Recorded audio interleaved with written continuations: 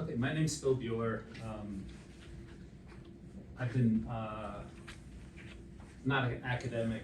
I'm a photographer mostly, kind of a photo historian and artist, and I've been photographing abandoned places for about 50 years.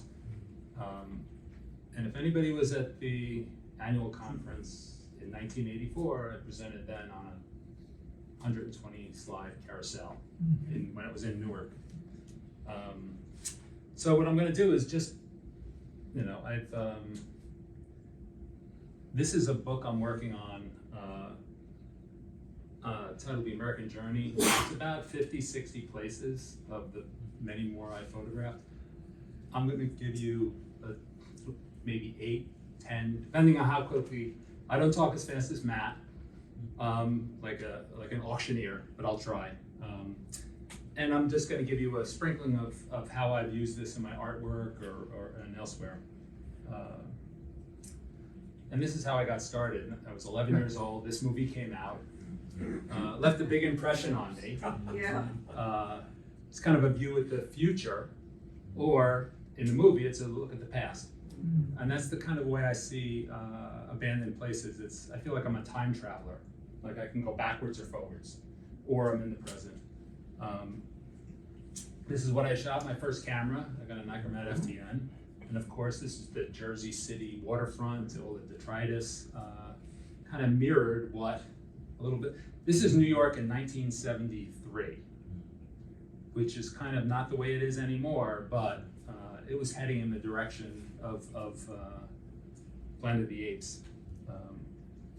So the first place I'm going to just show you is Ellis Island. I went in 1974, and I've been back again. It's just off the coast of Jersey City. There's the Jersey City terminal nearby. So I was shooting this from a coal dock from the top of rickety rusted steel steps. How'd I get there? In a rowboat with a good friend of mine. We went out to take pictures. I was in high school, no cell phones, no Google Maps, no way to, we didn't wear life preservers. Row out to the middle of the New York Harbor to take pictures and make a movie. This is what Ellis Island looked like when we got there. No broken windows, totally isolated. They left stuff. Ellis Island kind of went until 1924 when very active. Millions of people a year came through Ellis Island. And then in 1924, the US pulled the drawbridge up. We didn't want any more Italians, no more Polacks. In California, they didn't want any more Chinese, so they had the Immigration Act of 24 with a lot of quotas. And they based the quotas on the country's makeup in the 1890s, 1880s, when it was all like Germans. So basically, Italians went from most of them to like 5,000 a year they let in. So this is the book theme that I'm working on is much more about who is an American and who isn't, and as that's changed over time. But that's not what I'm going to really talk about today, but I just want to, this is like the opening of the book. This is what it looked back then, when it was an active immigration station. This is what it looked like in 97. I particularly, I'm of two minds about when they restore a place. I love the sense of humanity still there, the traces of humanity, but then once it's restored, there's no fingerprints, there's no dents, so it's kind of lost a little bit. Although I think it's wonderful that people go out there and get to experience this. This is the ferry Ellis Island. Most people think people went from Ellis Island to New York. Well, they actually came on a steamship, went to a dock in New York City, then they got on another ferry, went to Ellis Island, got processed, and then they got on the Ellis Island and went to the Jersey City Railroad Terminal, the Central Railroad in Jersey, and then went out to the rest of the country. When I went in 74, the ferry was still there. They turned Ellis Island really closed in 54. In 64, I think, they transferred it to the Parks Department. A few years later, the ferry sank. The Parks Department really didn't know what to do with Ellis Island yet, so they just let it stay there. So by the time I went in, 97, there was no ferry left, just the hull. At low tide, you could see the hull. And then since then, because it got in the way of the dock, they dredged it. They were actually talking about raising the hull, but they could have just raised the ship. This is me. Again, we made a 16mm film on the island. This is me loading my Micromet. Interesting, this 8-minute film has been seen at the Tribeca Film Festival, New York Film Festival. It's going to be in a New York Times op docs in the fall. They're going to put it up. They're doing a high-risk scan of it now.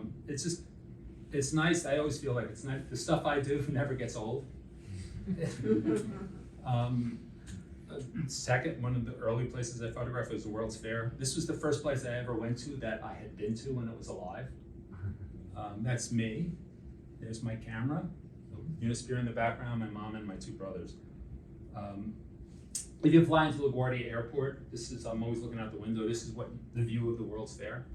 So you've got the New York State Pavilion, the New York City Pavilion, the Unisphere, a heliport. Then you've got the US Open Tennis Center, which is on top of where the Federal Pavilion was, and then behind it is the Hall of Science, or it's now a Queen's Science Museum, and the Space Park. So there's still things there. I was riding bikes there a couple of weeks ago. The New York State Pavilion had this beautiful mosaics. It's kind of like all held up with columns, but had this beautiful mosaic ceiling, and then the ceiling started to drop. They used it for rock concerts after the fair closed until it was abandoned, and then it looked like this, which I thought was awesome. When drones first came out, I got a drone, or borrowed a drone, and flew up over the thing. You can see them. I don't have a picture of it in my show, but they covered it up. There used to be a map of New York State, a terrazzo map, and then you could find your actual, actually I didn't have it. No, I don't think I bring it. Oh, it did. It had a star where every Texaco station was. I pulled one of these out. Now you can't get there because it's covered with sand to protect it from people like me. So I really wanted to go through this kind of Oculus and go down with the drone, but the drones didn't point straight down back then. I didn't want to crash it. So I waited, and then a new drone came out. I was like, oh, I'm gonna go fly up over the tower and come in and go down the center and fly around. You can see they started to restore it, which I don't like. They've gotten that painted at the original color, but the yellow, just being yellow without that colorful red ceiling doesn't work for me. Anyway, I saw this later on the thing, but as I'm flying it, you see all the traffic on the Van Wyck Expressway. It's during the US Open. On the other side of the park, and this is one of those things I would say, my mother would say, what were you thinking? This is, as soon as they cleared the towers, this is the staging area for the anti-terrorism squad. And they're really worried about drones. So they're here, they're over there, and like right away, all of a sudden, first the bicycle cops, then the little guys in the smart cars, and then, pretty soon we get arrested.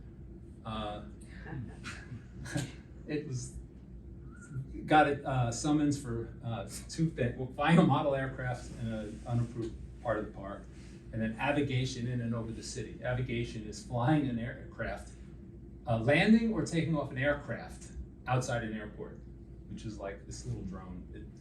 Anyway, we got a German pending dismissal, so I just had to stay clean for 6 months.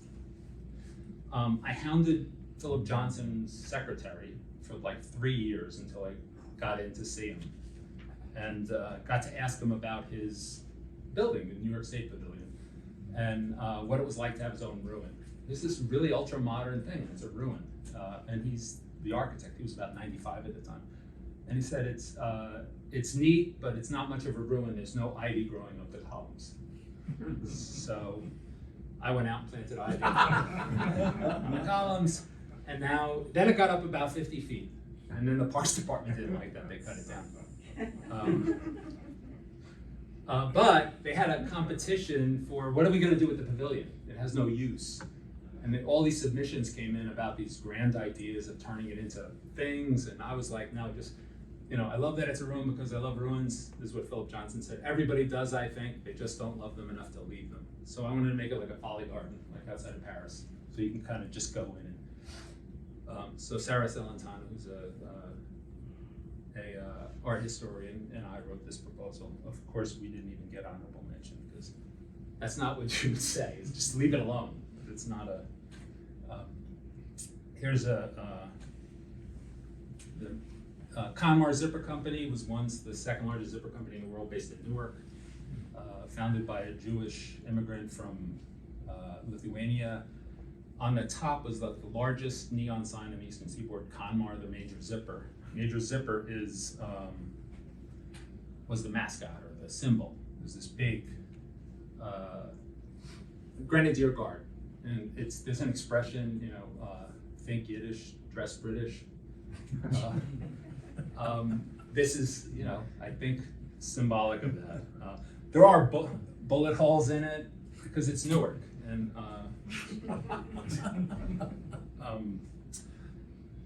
Conmar had a distinctive zipper pull, and they had only like brass exemption during World War II. So all the bomber jackets in World War II, in the 50s, all the motorcycle jackets, all the Levi's jeans, all had Conmar zippers. They had all the patents because zipper was high tech. Imagine a zipper trying to make a zipper. The first use of them was like World War I, big widespread use. And if they weren't made out of brass, they'd rust in the trenches and you couldn't get your pants off. So it was an interesting thing for me to dive deeper, and then on eBay I would go, and I'm the only collector of Conmar stuff. So the swag, the ashtrays, the cigarette lighters, the matches, the ads. I had to tell people what a zipper was at one point in time. Everything was buttons. And even Elliot Gould, his first acting job at 6 years old was playing Major Zipper at trade shows for Conmar. So I always wanted to get to him. Major Zipper, they pulled Major Zipper off the roof because it turned into a Superfund cleanup site. Actually, these two brothers used to store hazardous chemicals there illegally. There was a fire. When the firemen finally put it out, they went in, they found drums and drums and drums of napalm. And they said that whole section of Newark would have been gone if it had gone off. So they took Major Zipper down, they blew up the buildings. They didn't do a very good job because some of them were still there. So off every car alarm in Newark, and there's a lot of car alarms. Major Zipper, when they pulled him off the roof, his face popped off. So what happened to his face? I took his face. This is when my son was about 10. He was on the terrace of my apartment in New York. And I've been known to play Major Zipper on Halloween. So I kind of sometimes adopt some of my exploits. This is Greystone. I'm still doing things about Greystone. This is what is Kirkbride. It was built in 1875. The Dorothy Dix movement to more humane care of the mentally ill, who used to just be thrown in county jail. This was nothing else to do with them. So they built these gigantic Kirkbrides that were designed to let a lot of airflow and light in. This is Greystone, the main building. I went in and to explore. I kind of noticed, this is my first attempt at historic preservation. So you see on the floor there, there's a shuffleboard court. I went and cleaned it off, polished it out, took a picture. I was going to attempt the 600,000 square foot building. In the basement of the admissions building was a dark room, and the files, the intake and discharge photos for the patients. Probably like 30, 40 years of, they kind of ended in 1975 with the deinstitutionalization of mental patients because of psychotropic drugs and patient rights. That's when all the homeless showed up in New York. Anyway, I learned that night, I was like, oh, who was there? Woody Guthrie was there from 56 to 61. He had Huntington's disease, which is kind of a neurological degenerative disease. It's not a mental illness. It's more like Parkinson's and Alzheimer's all wrapped up in one. Shows up when you're about 35, you die when you're 50, you just can't move anymore. So that's when Woody got it. What town is that in? Morris Plains, New Jersey. Oh, of course, yeah. It's also where Bob Dylan met Guthrie. Guthrie was in the hospital. Dylan came from, was 19 years old, from Minnesota, took a bus out to New Jersey, and then met Woody. So I went to the Woody Guthrie archives, showed him a few pictures, met Nora Guthrie. She gave me full access to the archives. And then they had Woody's admission papers commitment papers. In the upper right-hand corner is this case number, so then I went back into that. Yeah, I found Woody Guthrie's intake and discharge photos in the hospital. So I made some artwork out of this, but I gave the originals negatives to 5x7 negatives to Nora. And then this turned into like a 10-year thing that ended up in a book. So they would give me, I got pictures from the family that had never been seen because they never want to show this stuff out of context. Because once to see an American icon dying. So this is Arlo, Nora, some strange guy, and Woody.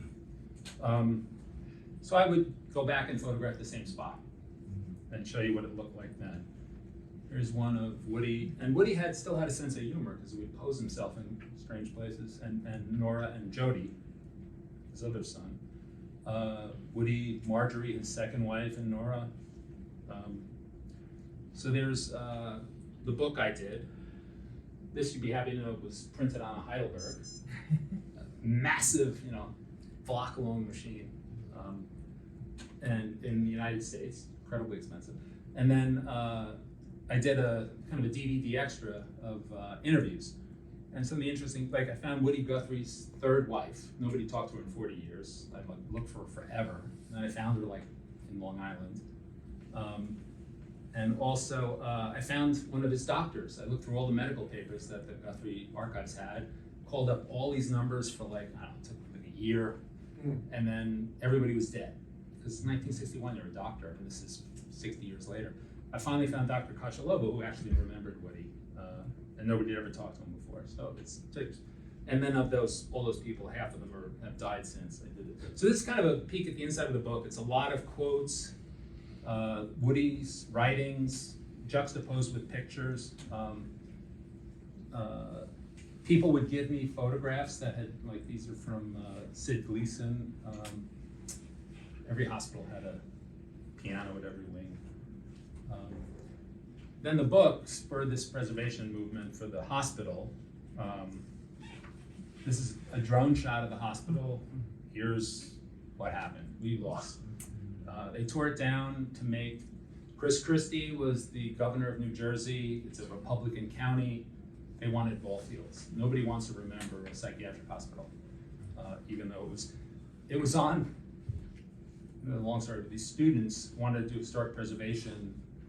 They got half of it done for the main building, and then they got all of it done for the powerhouse. The powerhouse is preserved, and the main building got torn down. It just, semester ended, they didn't finish the submission, never got registered. There's the new hospital in the background. So Woody signed all this, and it's called Wardy 40, the book, because he was in Ward 40, and he would sign his letters, Woody Guthrie, Wardy 40, Lordy, 1956. The 30 is like on a teletype or telegraph, you do a XXX at the end to say you're done. And so he would write a 30. And he said, I ain't dead quite yet. And that became the back cover of the book with the 30. And so to show he's not dead yet, this is a tree outside the main hospital, big weeping beech, probably planted in 1875. Woody called it the magic-y tree, because when his kids would come, they'd go play inside this tree, big canopy covering everyone. So they were going to tear it down with the hospital, and I got in touch with the Parks Commissioner for Morris County and told him the story, and then he called up the demolition guys, and they put a big snow fence around it, and they saved this tree. I've since been out a few times. I'm really not a good horticulturalist or arborist. I've been trying to propagate the tree because it's going to die in maybe 25 years. And I failed on my first 4 attempts. I've got one out there now I haven't looked at, but you splice a tree and wrap a thing around it. And so I'm trying to do that. Woody, I would try to find places he wrote about from the hospital. So here he says there's all these good hand-painted pictures hung up along my Greystone Hospital walls, love me Woody. And this is hospital ward. And you can see some of them on the wall there. The one on the left is a reproduction of a Thomas Hart Benton called Music Lesson.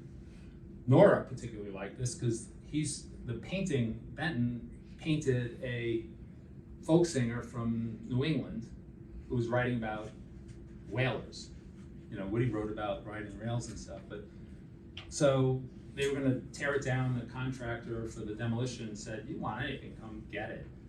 And I was like, "Oh, I want one of those," but how do you get that off the wall? Because it's painted right on the wall. So I got these art restoration people. I tried over a weekend, got in touch with one. They agreed to come out and look at it, do some tests, come back later, take it off the wall. Probably be like a month-long process, maybe longer. The contractor's like, "Look, there's no rebar in this building. It's coming down fast. It's not going to be here in a week." So they came out one day and we just took it off the wall.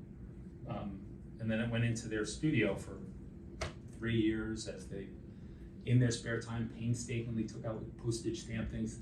They used this method where they put glue on, then like rice paper, and a different kind of glue with a different solvent, and then cheesecloth.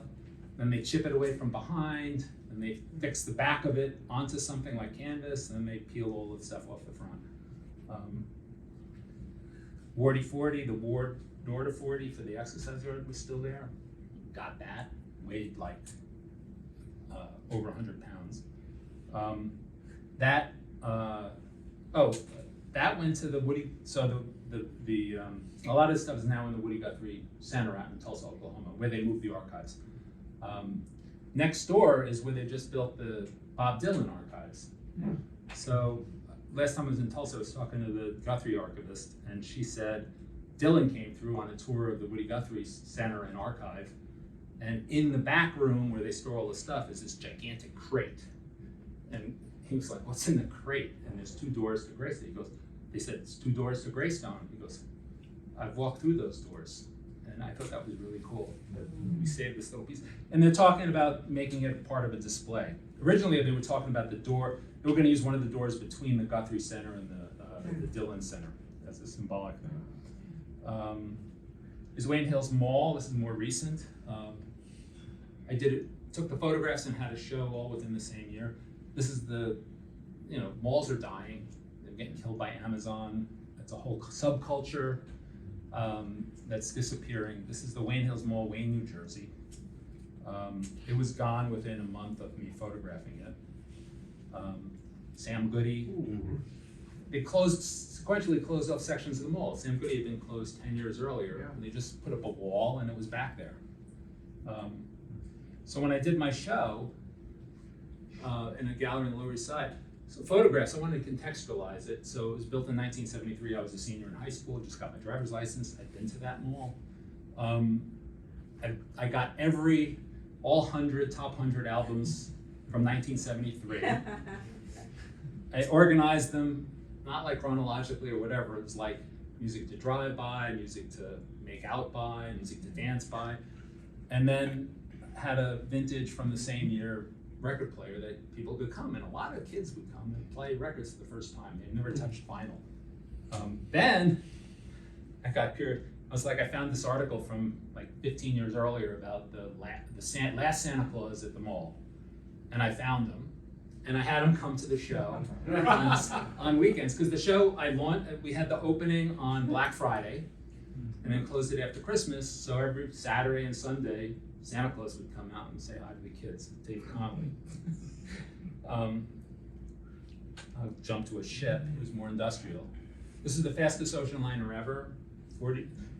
They say 48 knots, which is crazy.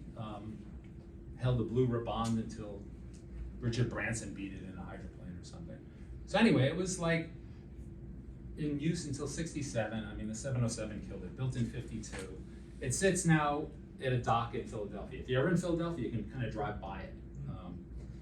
They stripped the inside. They were going to had this plan to turn into luxury condos. So if you go in, there's no bulkheads, and it was just aluminum. It's made out of aluminum, the superstructure, so that would be light. It was meant to be converted to a troop ship, carry 20,000 troops and go, after World War II, funded by the government.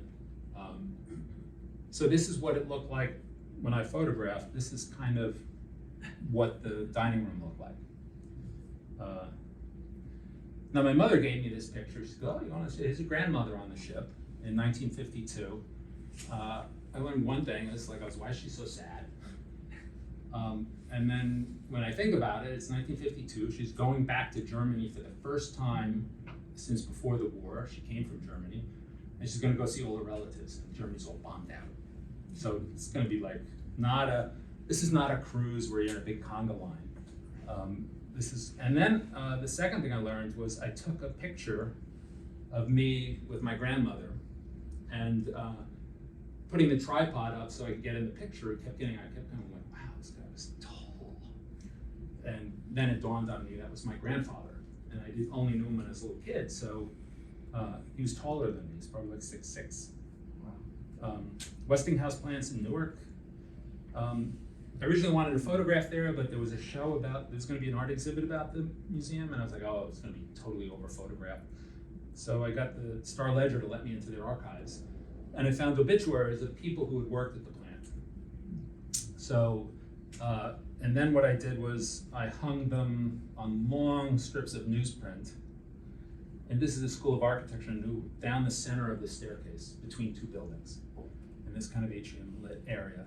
And then what I did was I organized it by level. So on one level you're walking up, it's all of the inventors, all the guys with patents, and that's what it said on the obituary. Next level was the war heroes. Everybody that fought World War II was a prisoner or got wounded. Next level was the business executives. Next level was like the community leaders. So you could kind of experience the life of this plant and what people in their obituary want to be known for. Now I don't know what we're doing on time, but I have like 3 bailout points, so if you want to continue, I'll keep telling you stories. These are the books that are outside. I have a few copies. This is the 4040. I have one about the New York World's Fair and Expo 67 I put together, and then another one about Cold War ruins. And as I said, this is the wall in the U.S. Pavilion, which was torn down to make the U.S. Open Center, for a ride, the American Journey. American Journey has not ended. America's never accomplished. America is always still to build, for men as long as they are truly men will dream of man's fulfillment. Archibald MacLeish, Sweet Land of Liberty. The narration for the ride was written by Ray Bradbury. Before he died, I wrote to him. He sent me the cassette tape. It's the most pompous thing ever, how we conquered the Indians and expanded west. But it's pretty awesome to listen to. So here's another ending. This is a different future. This is a post-apocalyptic movie, which are really popular now. This is Blade Runner 2049. This is New York 2023. This is from my office building. This is Wednesday, the Chrysler building. And this doesn't even cover what it looked like. 3 o'clock at peak that day, but it really just, we're still here. I'll keep talking. Actually, Phil, let's have a little bit of questions. Oh, okay, let's do that. Yeah, but let's see how the questions go, and then by all means you can continue. Yeah, sure.